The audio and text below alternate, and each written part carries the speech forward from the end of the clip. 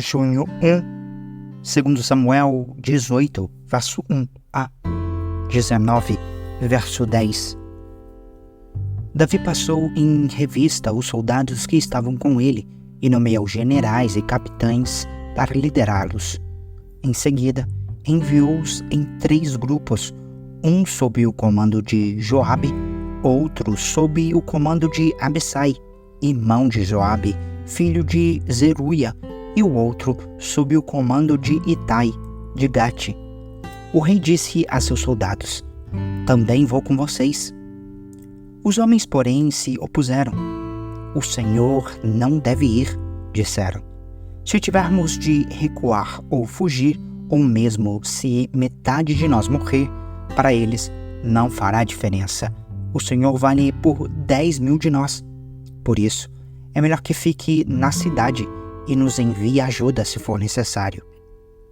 Farei o que acharem melhor, disse o rei. Assim, ficou junto ao portão da cidade enquanto os soldados saíam marchando em grupos de 100 e 10.000. O rei deu a seguinte ordem a Joabe, Abissai e Itai: por minha causa, tratem o jovem Absalão com bondade. Todas as tropas ouviram o rei dar essa ordem a seus comandantes. Então saíram para o campo e a batalha começou no bosque de Efraim. Os soldados israelitas foram derrotados pelos homens de Davi. Houve grande matança naquele dia e 20.000 homens perderam a vida. A batalha se espalhou por toda a região e morreram mais homens no bosque do que os que foram mortos pela espada. Durante a batalha, Absalão deparou com alguns homens de Davi. Tentou fugir montado numa mula, mas ao passar debaixo dos galhos espessos de uma grande árvore, ficou enroscado neles pela cabeça. A mula continuou a correr e o deixou ali, pendurado na árvore. Um dos soldados de Davi presenciou a cena e disse a Joabe: vi Absalão pendurado numa árvore. Você o viu? Perguntou Joabe. E por que não o matou ali mesmo? Eu o teria recompensado com 10 peças de prata e um cinturão de guerreiro. Mas o soldado respondeu a Joabe: eu não mataria o filho do rei nem por 1.000 peças de prata. Todos nós ouvimos o rei dizer ao Senhor, a Abissai e a Itai: por minha causa, poupem o jovem Absalão. E se eu tivesse traído o rei e matado seu filho, certamente ele ficaria sabendo, e o Senhor seria o primeiro a ficar contra mim. Não vou perder mais tempo discutindo com você, disse Joabe. Então pegou 3 dardos e atravessou com eles o peito de Absalão quando ele ainda estava vivo, pendurado na árvore. Em seguida, 10 jovens escudeiros de Joabe cercaram Absalão e o mataram. Então Joabe tocou a trombeta e seus homens pararam de perseguir o exército de Israel. Atiraram o corpo de Absalão numa cova profunda no bosque e sobre ela colocaram um monte de pedras. E todos os israelitas fugiram para suas casas. Quando ainda estava vivo, Absalão havia construído para si um monumento no Vale do Rei, pois disse: não tenho filho para dar continuidade a meu nome. Chamou-o de Monumento de Absalão, como é conhecido até hoje. Então Ahimaás, filho de Zadok, disse: deixe-me ir dar ao rei a boa notícia de que o Senhor o livrou de seus inimigos. Não, disse Joabe, não será uma boa notícia para o rei saber que o filho dele morreu. Você pode servir de mensageiro em outra ocasião, mas não hoje. Então Joabe disse a um etíope: vá e conte ao rei o que você viu. O homem se curvou diante de Joabe e partiu correndo. Contudo, Ahimaás, filho de Zadok, insistiu com Joabe: não me importa o que aconteça, deixe-me ir também. Por que você quer ir, meu filho? Disse Joabe. Não haverá recompensa alguma pela notícia.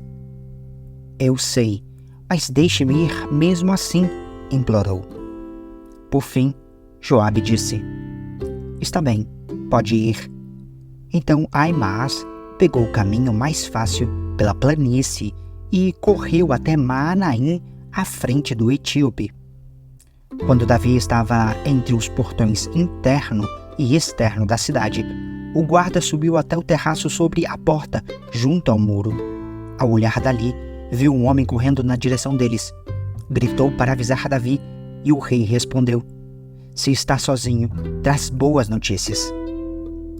Quando o mensageiro se aproximou, o guarda viu outro homem correndo na direção deles e avisou: Outro homem se aproxima. E disse o rei: Também traz boas notícias. O primeiro homem corre como Aimaas, filho de Zadok, disse o guarda. Ele é um homem bom e traz boas notícias, respondeu o rei. Então Aimaas gritou para o rei: Tudo está bem. Curvou-se diante do rei com o rosto no chão e disse: Louvado seja o Senhor seu Deus, que entregou os rebeldes que ousaram se levantar contra o meu senhor o rei. E quanto a Absalão? Perguntou o rei. Ele está bem? Aimaas respondeu: Quando Joabe me enviou, havia grande confusão, mas não sei o que aconteceu. Espere aqui, disse o rei. E Aimaas ficou esperando ao lado. Então chegou o etíope e disse: Tenho boas notícias para o meu senhor o rei. Hoje o Senhor o livrou de todos que se rebelaram contra o rei. E quanto ao jovem Absalão? Perguntou o rei. Ele está bem? O etíope respondeu: Que todos os inimigos do meu senhor, o rei, e todos os que se levantam para lhe fazer mal, têm o mesmo destino daquele jovem.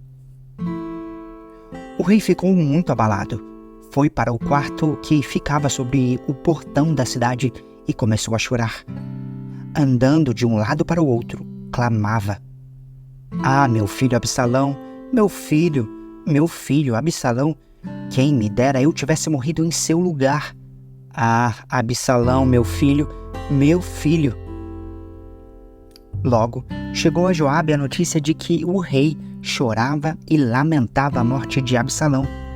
Quando o povo soube da grande tristeza do rei pela morte de seu filho, a alegria da vitória daquele dia se transformou em profundo pesar.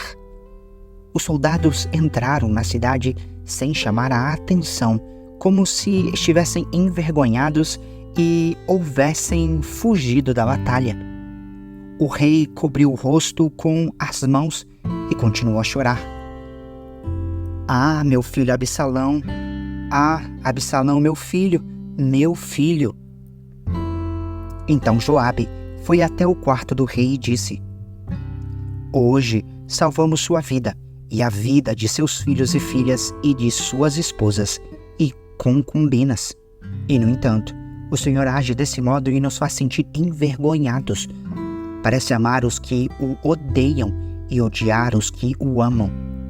Hoje deixou claro que todos os seus comandantes e soldados não significam nada para o Senhor. Pelo visto, se Absalão tivesse sobrevivido e todos nós tivéssemos morrido, o Senhor estaria satisfeito. Agora saia e vá parabenizar seus soldados, pois juro pelo Senhor que, se o rei não for, nenhum só deles permanecerá aqui esta noite. Isso seria pior que todo o mal que já lhe aconteceu na vida. Assim, o rei saiu e se sentou à entrada da cidade, e quando se espalhou a notícia de que o rei estava ali, todos foram vê-lo. Enquanto isso, os israelitas haviam fugido para suas casas, e em todas as tribos de Israel houve muita discussão. O povo dizia: O rei nos livrou de nossos inimigos e nos libertou dos filisteus, mas teve de fugir por causa de Absalão. Agora Absalão, a quem ungimos para reinar sobre nós, está morto. Não devemos demorar para trazer o rei Davi de volta. João 20, versos 1 a 31. No primeiro dia da semana, bem cedo, enquanto ainda estava escuro, Maria Madalena foi ao túmulo e viu que a pedra da entrada tinha sido removida. Correu e encontrou Simão Pedro e o outro discípulo, aquele a quem Jesus amava, e disse: Tiraram do túmulo o corpo do Senhor e não sabemos onde o colocaram. Pedro e o outro discípulo foram ao túmulo. Os dois corriam, mas o outro discípulo foi mais rápido que Pedro e chegou primeiro ao túmulo. Abaixou-se, olhou para dentro e viu ali as faixas de linho, mas não entrou.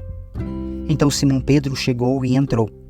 Também viu ali as faixas de linho e notou que o pano que cobria a cabeça de Jesus estava dobrado e colocado à parte. O discípulo que havia chegado primeiro ao túmulo também entrou, viu e creu, pois até então não haviam compreendido as Escrituras segundo as quais era necessário que Jesus ressuscitasse dos mortos. Os discípulos voltaram para casa. Maria estava do lado de fora do túmulo. Chorando, abaixou-se, olhou para dentro e viu 2 anjos vestidos de branco, sentados à cabeceira e aos pés do lugar onde tinha estado o corpo de Jesus. Os anjos lhe perguntaram: Mulher, por que você está chorando? Ela respondeu: Porque levaram o meu Senhor e não sei onde o colocaram. Então, ao virar-se para sair, viu alguém em pé. Era Jesus, mas ela não o reconheceu. Mulher, por que está chorando? Perguntou ele. A quem você procura? Pensando que fosse o jardineiro, ela disse: Se o Senhor o levou embora, diga-me onde o colocou, e eu irei buscá-lo. Maria, disse Jesus. Ela se voltou para ele e exclamou: Raboni, que em aramaico quer dizer mestre. Jesus lhe disse: Não se agarra a mim, pois ainda não subi ao Pai. Mas vá procurar meus irmãos e diga-lhes: Eu vou subir para meu Pai e Pai de vocês, para meu Deus e Deus de vocês. Maria Madalena encontrou os discípulos e lhes disse: Vi o Senhor. Então contou o que Jesus havia falado.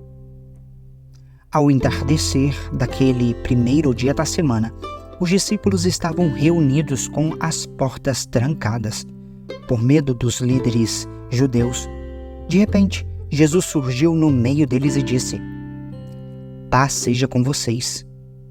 Enquanto falava, mostrou-lhes as feridas nas mãos e no lado. Eles se encheram de alegria quando viram o Senhor. Mais uma vez, ele disse: Paz seja com vocês. Assim como o Pai me enviou, eu os envio. Então soprou sobre eles e disse: Recebam o Espírito Santo. Se vocês perdoarem os pecados de alguém, eles estarão perdoados. Se não perdoarem, eles não estarão perdoados. Um dos 12, Tomé, apelidado de Gêmeo, não estava com os outros quando Jesus surgiu no meio deles. Eles lhe disseram: Vimos o Senhor. Ele, porém, respondeu: Não acreditareis se não vir as marcas dos pregos em suas mãos, e não puser meus dedos nelas, e minha mão na marca em seu lado. 8 dias depois, os discípulos estavam juntos novamente, e dessa vez, Tomé estava com eles. As portas estavam trancadas, mas de repente, como antes, Jesus surgiu no meio deles. Paz seja com vocês, disse ele. Então disse a Tomé: Ponha seu dedo aqui e veja minhas mãos. Ponha sua mão na marca em meu lado. Não seja incrédulo, creia. Meu Senhor e meu Deus, disse Tomé. Então Jesus lhe disse: Você crê porque me viu. Felizes são aqueles que creem sem me ver. Os discípulos viram Jesus fazer muitos outros sinais, além dos que se encontram registrados neste livro. Estes, porém, estão registrados para que vocês creiam que Jesus é o Cristo, o Filho de Deus, e para que, crendo nele, tenham vida pelo poder do seu nome. Salmos 119, versos 153 a 176. Resh. Vê meu sofrimento e livra-me, pois não me esqueci de tua lei. Defende minha causa e liberta-me. Protege minha vida como prometeste. Os perversos estão longe da salvação, pois não dão importância a teus decretos. Senhor, como é grande a tua misericórdia! Restaura minha vida conforme teus estatutos. São muitos os que me perseguem e me afligem, mas não me desviei de teus preceitos. Ver esses traidores me dá desgosto, pois não obedecem à tua palavra. Vê, Senhor, como eu amo as tuas ordens. Restaura minha vida por causa do teu amor. A própria essência de tuas palavras é verdade. Todos os teus justos estatutos permanecerão para sempre. Shin. Os poderosos me perseguem sem motivo, mas só diante de tua palavra meu coração treme. Alegro-me em tua palavra, como quem descobre um grande tesouro. Odeio e detesto a falsidade, mas amo a tua lei. 7 vezes por dia te louvarei, porque teus estatutos são justos. Os que amam tua lei estão totalmente seguros e não tropeçam. Anseio por teu livramento, Senhor. Tenho cumprido teus mandamentos. Tenho obedecido a teus preceitos, pois os amo muito. Sim, obedeço às tuas ordens e aos teus preceitos, pois vês tudo que faço. Tal. Ó Senhor, ouve meu clamor, dá-me entendimento como prometeste. Ouve minha oração, livra-me conforme tua palavra.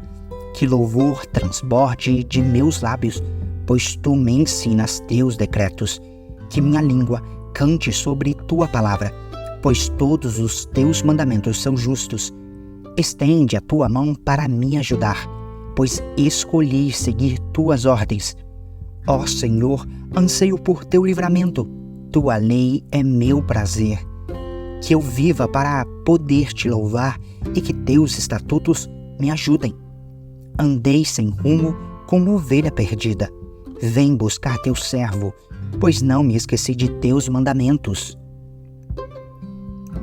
Provérbios 16, versos 14 e 15. A ira do rei é como uma sentença de morte, mas o sábio procura acalmá-lo. Quando o rei sorri, há vida. Seu favor refresca como chuva de primavera.